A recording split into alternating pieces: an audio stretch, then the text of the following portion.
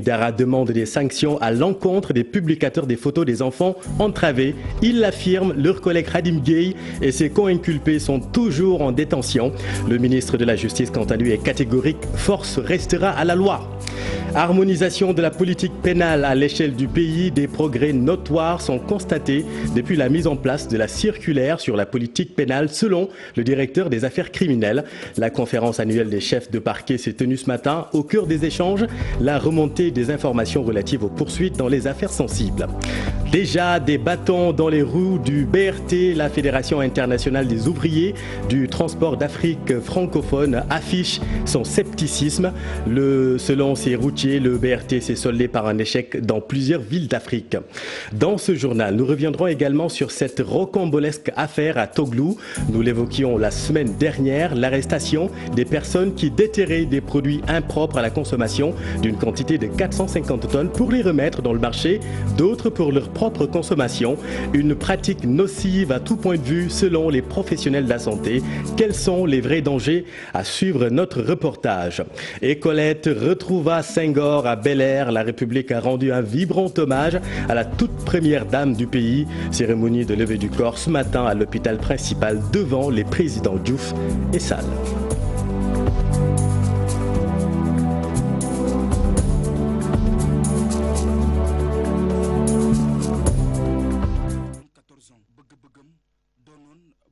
Et à culpa des maîtres coraniques de Louga a pris le saccage du tribunal. Ils condamnent cet acte dicté par la colère. Selon eux, les maîtres coraniques exigent en revanche des poursuites contre les publicateurs des photos des enfants enchaînés.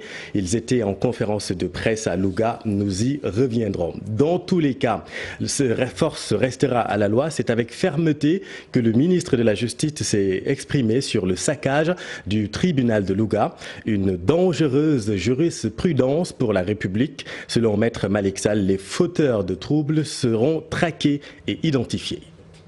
J'ai eu le constat comme vous.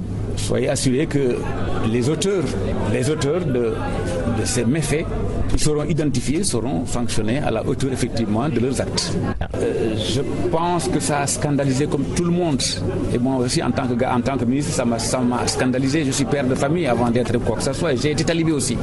Mais être scandalisé ne suffit pas. C'est pour ça qu'effectivement que les dispositions ont été prises pour que les auteurs effectivement de ces actes soient mis à la disposition de la justice et la justice prendra les mesures qu'il faut à leur encontre. Maître Malick Sall avec nos confrères de la radio de toute l'actualité RFM. Le garde des Sceaux s'exprimait en marge de la conférence annuelle des chefs de parquet.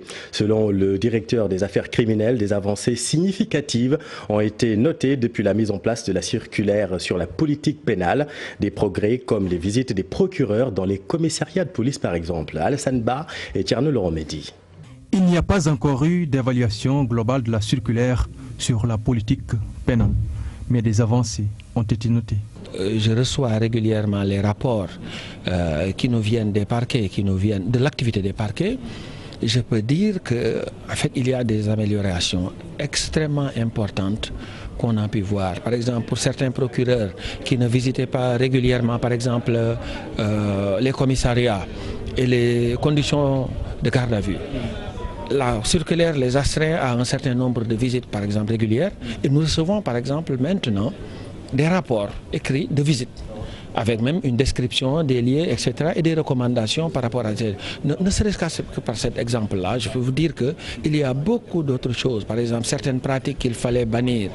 Par exemple, le problème de l'article 5 du règlement avec l'admission des avocats qui n'était pas clair, ça a été clarifié. Les avocats n'ont plus de problème. Donc, avant même cette évaluation globale nationale, je puis vous dire qu'il y a beaucoup de choses sur lesquelles on a enregistré des avancées significatives. Sur 8 axes définis dans le document, les procureurs ont choisi de débattre sur celui relatif à la remontée d'informations, un aspect important dans la gestion des affaires pénales. C'est qu'en fait, on veut améliorer la façon dont ça se fait. On veut institutionnaliser la façon dont ça se fait. Par exemple, le gouvernement a maintenant mis à la disposition, pas seulement d'ailleurs des magistrats, mais de tous les fonctionnaires, par exemple des adresses e-mail dédiées et sécurisées par le canal de l'ADIE. Bon, malheureusement, ces adresses ont été encore pendant longtemps délaissées au profit d'adresses email privées qui ne devraient pas servir de support à la gestion d'informations sensibles ou officielles. Donc aujourd'hui, ce sera l'occasion, un tout petit peu, avec tous les procureurs, de voir comment améliorer cette remontée de l'information. Cette rencontre, la conférence annuelle des chefs de parquet, une tradition. La circulaire sur la politique pénale instaurée l'année dernière constitue le référentiel des magistrats dans la gestion des parquets. Merci Alassane.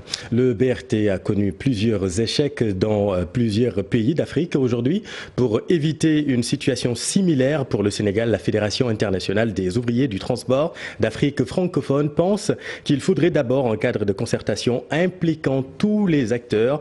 Pour ce faire, une assise nationale du transport s'impose. Toutefois, le secrétaire général de l'Union des routiers du Sénégal, qui voit le BRT comme un sérieux concurrent, souhaite la prise en charge d'abord des transporteurs du secteur. Voyons tout cela avec Fatima Touré et Tierno Laurent Mehdi.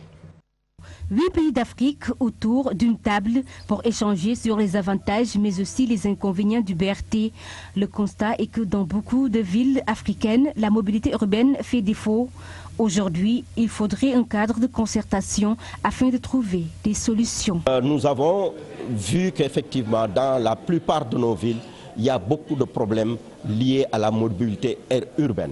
Elle est très réduite, il y a beaucoup d'embouteillages. Le système du BRT peut être une solution, mais nous, ce que nous souhaitons, c'est que le Sénégal, qui est le premier pays francophone africain à pouvoir le mettre en chantier, à avoir lancé le projet, la Côte d'Ivoire va suivre, mais doit pouvoir tirer les leçons des autres pays. Ne pas faire de la précipitation, associer tous les acteurs, les syndicats. Certains pays africains ont connu un échec avec le projet du BRT, un état de fait que le Sénégal doit prendre en compte. Dans certains pays, le BRT a échoué, a été même stoppé.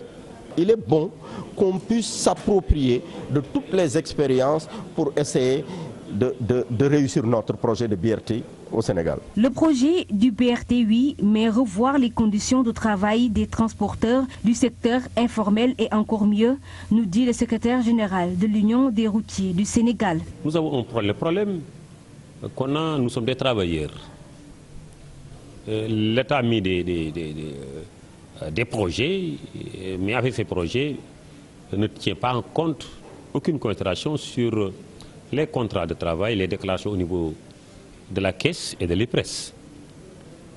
On peut mettre un projet en service tout en mis en rade les travailleurs. 2 jours durant, la Fédération internationale des ouvriers du transport pour l'Afrique francophone va réfléchir sur comment faire pour améliorer la mobilité urbaine en Afrique. Effectivement, le BRT qui devrait relier le centre-ville de la capitale à la banlieue d'ici 2022. Et puis à J-2 de l'effectivité de la hausse du prix de l'électricité, les Sénégalais ont toujours du mal à avaler la pilule. Certains citoyens, en désespoir de cause, suggèrent la suppression de certaines institutions jugées budgétivores, et ce pour renflouer les caisses de la Sénélec. C'est un micro-trottoir réalisé par Alassane Ba et Tierno Laurent Mehdi. Déjà à la fin du mois, les salaires ne sont pas si conséquents que ça. Il n'y a pas d'augmentation depuis quelques années. Et voilà, c'est un peu difficile, même si avec l'augmentation du courant, des denrées de première nécessité. Voilà, c'est difficile pour les citoyens lambda, même pour les gens qui sont aisés aussi. C'est difficile pour tout le monde, mais voilà, on doit faire quelque chose. L'État doit pouvoir bien, comment dirais-je, gérer les agences qui sont là et qui n'ont aucun intérêt pour les Sénégalais. On ne voit pas comme le Conseil économique, social et environnemental et toutes les autres agences qui sont là, qui n'ont ACCT, qui n'ont aucun... Les Sénégalais ne savent même pas ce que leur rôle. Beaucoup d'agences qui ne servent à rien. Ils ont des budgets énormes, il y a du clientélisme politique, donc tout l'argent, on ne sait pas où ça va. Ça ne va pas pour le développement du pays. Et il faut supprimer beaucoup d'agences, beaucoup de ministères même. Voilà. Je ne sais pas quoi dire là-dessus. Bon, seulement c'est cher pour la population qui n'a pas du travail. Tu vois, c'est cher pour une certaine couche sociale, c'est surtout les banlieusards. Bon, c'est vraiment dommage, quoi. Bon, c'est quelque chose qu'on déplore vraiment, parce que l'opposition nous avait signalé qu'après la réélection de Macky Sall, il y aura beaucoup d'augmentation. On est en train de vivre ça, vraiment, ça vraiment on déplore ça, parce que on n'attendait pas de ça, quoi. On n'attendait pas une augmentation. Ce qu'on attendait, c'était une réduction vraiment de l'électricité et aussi des denrées de première nécessité. Voilà, et acculé de tous bords depuis l'annonce de la hausse, le directeur de la Sénélec a pourtant le soutien de la tutelle. Le ministre du Pétrole et des Énergies vole au secours de son successeur, Pape Demba Bitèye. Mademba Mactar Cissé lui conseille de ne pas céder à la pression malgré les cris d'orfraie. Donc n'acceptez jamais que personne ne vienne insulter votre intelligence. Vous avez été formé à la bonne école, vous êtes dans un pays qui a un cap, qui a une direction. Maintenant le chemin de la vie c'est un chemin de courage. Si vous n'avez pas de principe, si vous n'avez pas de courage, si vous ne vous ancrez pas dans des valeurs, c'est ce que j'ai toujours dit, vous n'irez pas très loin. Il faut une formation certes académique, il faut de l'éthique, mais il faut des valeurs de courage et d'amour de votre pays pour assumer vos positions dans ce que vous êtes en train de faire au service de votre pays. Il faut laisser personne insulter votre intelligence, il faut laisser personne vous divertir de ce qui est essentiel pour que Sénélec continue à marcher, pour que ce pays continue à marcher. Ça, c'est extrêmement... Mamadou Mactar Cissé s'exprimait lors de la cérémonie de mise en service du poste de haute tension du pôle urbain de Diamniadio. Venons-en maintenant au marathon budgétaire qui a démarré depuis hier mercredi après l'examen des recettes, la dette publique et les budgets des pouvoirs publics. Le Parlement a voté le budget alloué aux collectivités territoriales, un projet de budget de près de 300 milliards de francs CFA. Selon le ministre, 4 programmes phares seront exécutés. Par ailleurs, Oumar Gueye a chanté les louanges du controversé acte 3 de la décentralisation devant les députés. C'est un sujet de Fatima Touré et Modou Diop.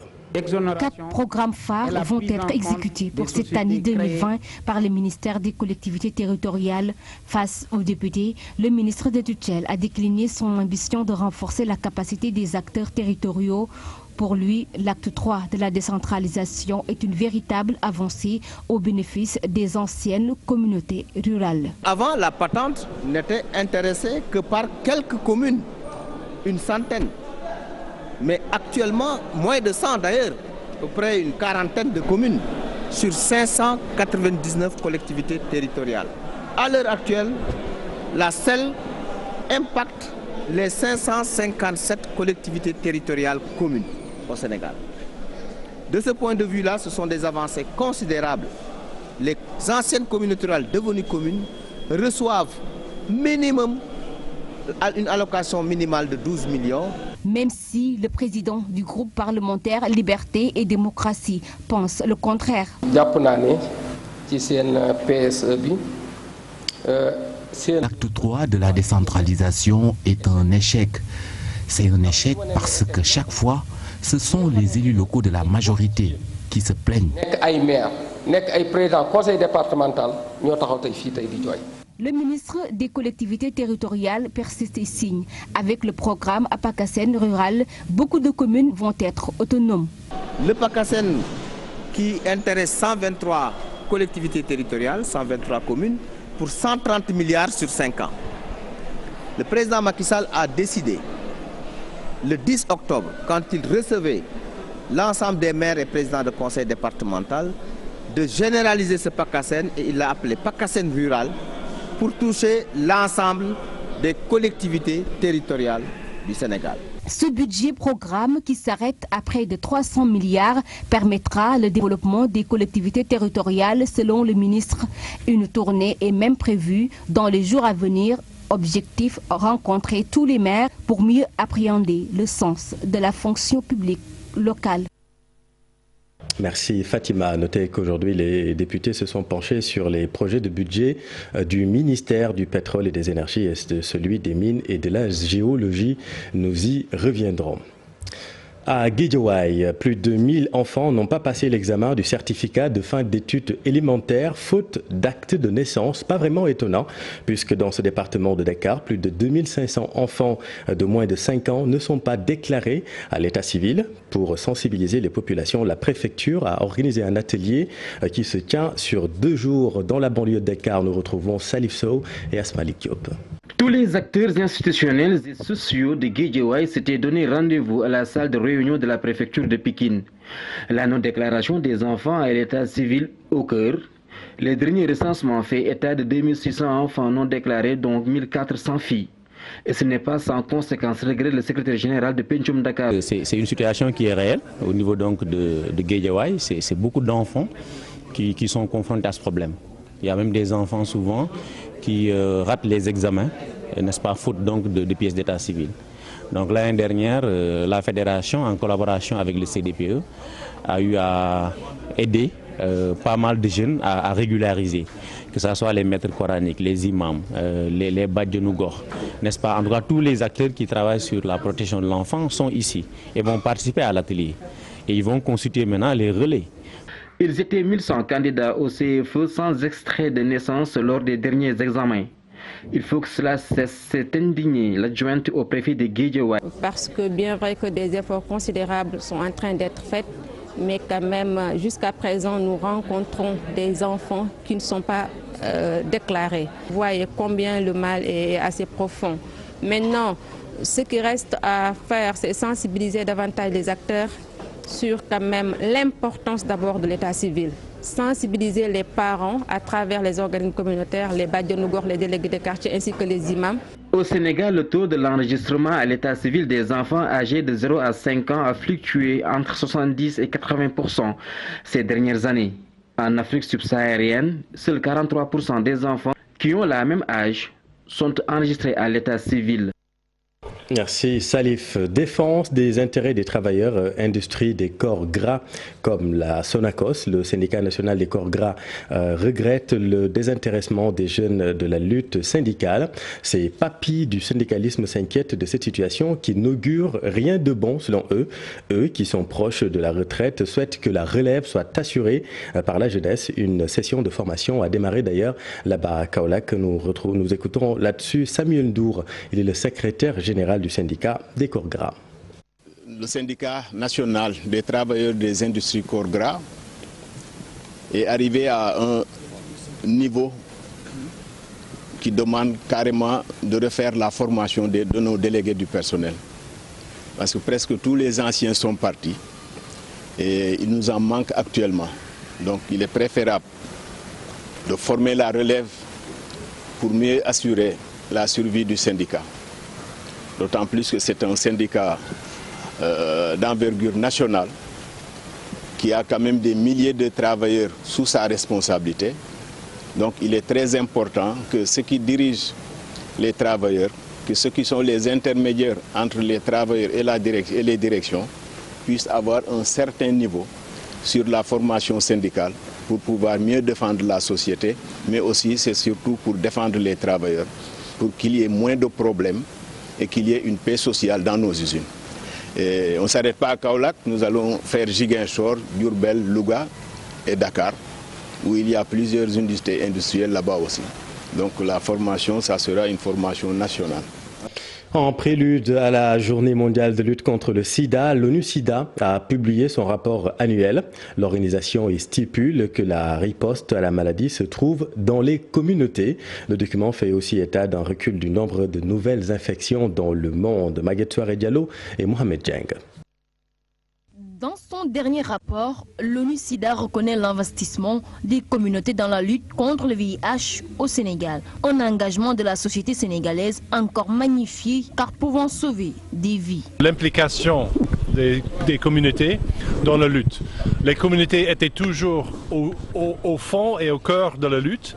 Les communautés sont ceux qui s'assurent que les voix les plus importantes, qui sont la voix des peuples souvent qu'on n'entend pas, soient quand même entendues. Et les communautés sont le plus proches de ceux qui sont le plus démunis. Toutefois, dans ce rapport de l'ONU-SIDA, le gouvernement est interpellé pour donner plus de moyens aux services communautaires engagés dans le combat. On encourage le gouvernement pour plus de soutien vis-à-vis des communautés. Ces dernières sont nombreuses. Il y a des jeunes, des personnes âgées qui sont sensibilisées, qui nous aident énormément dans cette lutte. Le Sénégal est sur la bonne voie dans la lutte contre la pandémie du VIH-Sida. Beaucoup d'efforts ont été consentis dans ce sens. Le Sénégal peut se réjouir d'avoir, en tout cas pour les objectifs des 3,90, d'être à 72, 84 et 64. Nous sommes à 1 an de 2020 et nous devons redoubler d'efforts, imaginer des nouvelles stratégies. La journée mondiale sur le sida sera célébrée ce dimanche 1er décembre, un prétexte pour ONU-SIDA de mieux sensibiliser la population sur cette maladie qui continue à faire des ravages en Afrique. Merci Maguette. Nous vous parlions la semaine dernière de cette triste affaire à Toglou. Des personnes déterraient des produits impropres à la consommation d'une grosse quantité pour les revendre, d'autres pour leur propre alimentation. Une dangereuse pratique, le saviez-vous? Selon l'OMS, une centaine de maladies récemment découvertes découlent de la consommation de produits périmés, donc intoxiqués. Voyons tout cela avec Mohamed Samb et Youssou Baro. Consommer des produits alimentaires périmés endommage la santé. Ce qui s'est passé à Toglou s'apparente à une négligence du danger provenant de ces aliments qui sont de véritables tueurs. Quand une personne consomme un aliment qui est donc contaminé ou qui est périmé, ça va lui donner des manifestations cliniques. Ces manifestations-là, ça peut être surtout des signes digestifs, notamment une douleur abdominale qui peut être une douleur très très intense. Ça peut être également des vomissements, donc des vomissements incoercibles qui peuvent entraîner même une déshydratation. Ça peut être aussi une diarrhée donc avec une accélération du transit et une émission de sel liquide et trop fréquente. N'est-il pas nécessaire d'organiser l'incinération des aliments impropres à la consommation? Là, je pense que le service d'hygiène doit se mettre à contribution, le service d'hygiène et la brigade environnementale de la gendarmerie. Il y a une bonne brigade qui est très active, qui doivent vraiment prendre le relais après la cérémonie d'incinération pour faire de la prévention, éviter que les gens ne prennent ça pour le manger ou le vendre. Une sensibilisation, il en faut encore, surtout que la consommation des aliments intoxiqués est un danger de santé publique. C'est très dangereux parce que ça peut entraîner des complications et des complications qui peuvent être vitales. Donc du coup, il faut non seulement éviter de consommer ces aliments-là. Vous savez, depuis quelques années, l'OMS vous dit qu'ils ont identifié une centaine de maladies nouvelles qui n'étaient pas connues. Et ces maladies, c'est dû à ce que les gens mangent, ce qu'ils boivent et même ce qu'on respire tous les jours. Donc il faut que les gens sachent que c'est extrêmement dangereux de manger des produits périmés. Les dégâts dus aux produits impropres à la consommation sont alarmants. Avoir une bonne hygiène alimentaire est fortement recommandé au bénéfice de tous. Merci Mohamed et on espère que le message est bien passé. La République a rendu un dernier hommage à Colette Senghor. La levée du corps de la toute première dame du Sénégal s'est tenue ce matin à l'hôpital principal, devant un parterre d'officiels. L'inhumation au cimetière catholique de Bel-Air, à côté de son homme, le président poète Cheikh Diop, Youssou Baro. Des vers empruntés au poète Léopold Sédar Senghor à l'époque où il chantait son épouse Colette Senghor. Je dis ma blonde qui console, soutiens le combattant au plus bas de la pente. Sous tes yeux, je serai. Soufflera sur ma fièvre le sourire de tes yeux alisés. Tes yeux verts et or comme ton pays, si frais au solstice de juin. Où es-tu donc, ma blonde, ma normande, ma conquérante? Chante sur mon absence de tes yeux de brise alisée et que l'absence soit présence. Fin de citation. L'instant est solennel, une série d'hommages. Tous parlent d'une grande dame qui incarnait les valeurs de la République. Une grande première dame, discrète dans l'espace public, présente, aimante et attentionnée dans l'intimité familiale. Elle n'aimait pas beaucoup la politique, elle n'aimait pas le bruit, elle n'aimait pas les caméras, elle n'aimait pas l'argent. Parents, amis, proches et collaborateurs, Une forte présence qui témoigne de l'œuvre de Colette Senghor au Sénégal. Colette Senghor nous livre une admirable leçon de vie, de dignité, d'amour et de fidélité. Fidélité jusqu'à la mort. Colette a fait aimer sa Normandie à Senghor. Et Senghor a fait aimer son Sénégal à Colette. Madame Senghor, votre nom résonne à travers le droit à la poésie, à la négritude, à la culture universelle, à la fierté des peuples. Décédée en France le 18 novembre à l'âge de 94 ans, le souhait de l'ancienne première dame est bien exaucé. Colette Hubert Senghor repose désormais auprès de son époux, le président Léopold Sédar Senghor, et de son fils, Philippe Maguilène Senghor, à Bel-Air.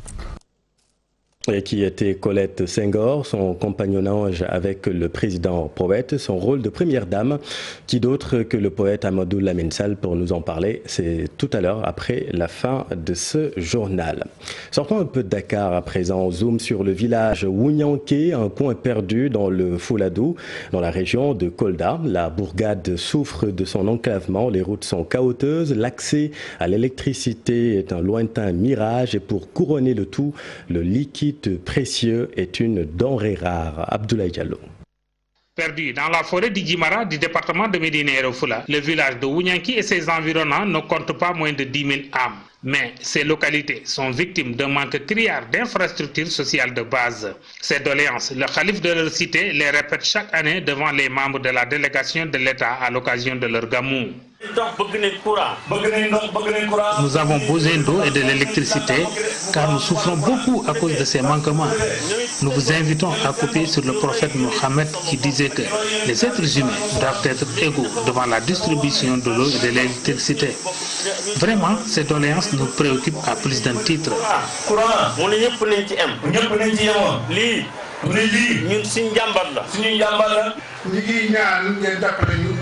Notre localité n'a ni eau potable, ni de l'électricité, encore moins une route praticable ou une infrastructure mise ici par l'État. De l'eau potable est la denrée la mieux recherchée dans ces villages. Nous ne comptons que sur ce puits et toute l'eau qui y sort est tirée à la main. Nous l'avons crié sous tous les toits et ça nous fait très mal qu'on ne nous entende pas. Ça fait également mal à tous nos disciples d'ici et d'ailleurs. Nous implorons les autorités à nous aider à avoir un forage ici. Chaque année, les incendies engendrent d'énormes dégâts dans des villages du département de Médina Yoro Foulah. Le représentant de l'administration dans ce gamou a saisi cette occasion pour rappeler les populations des dispositions à prendre face aux nombreux incendies. Je rappelle que l'année dernière, il y a eu de nombreux incendies et des feux de brousse. Quelqu'un qui prendrait toute sa récolte, la stocker dans son grenier et un beau jour, un incendie peut venir calciner le tout. À ce sujet, j'invite tout le monde à prendre toutes les dispositions utiles pour éviter cela.